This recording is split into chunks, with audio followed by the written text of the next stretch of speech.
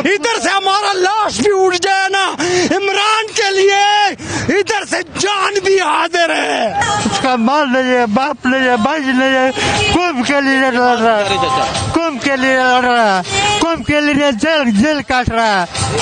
ये सब नहीं है, कुंभ के लिए लड़ रहा है, सब मुनाफिक बैठा है, खुदा की कसम।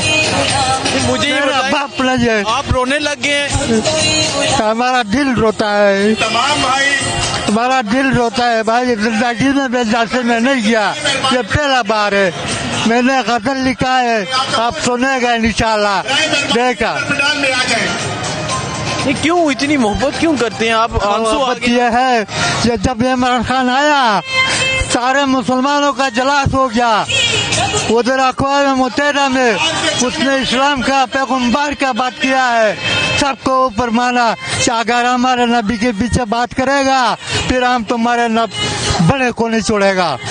उसने सब दफन करवाया, मना कर दिया, लेकिन इमरान खान चले गया।